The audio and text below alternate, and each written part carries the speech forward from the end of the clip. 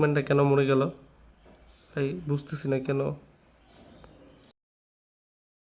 Feel করিনি আমার প্যাকম্যানের ব্যাপারে, কিন্তু আমি দুইটা প্যাকম্যান আনছিলাম।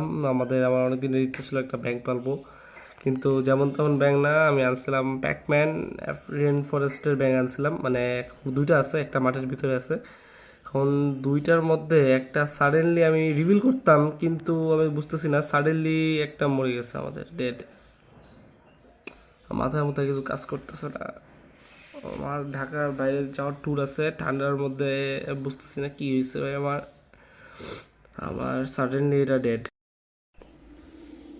কি বলবো আর, পশু পাখি কিনে আনি শখে, পালতে চাই, কিন্তু এই ঠান্ডার মৌসুমটা আসলে আবার এগুলো মরে যায়, আমি বুঝি না।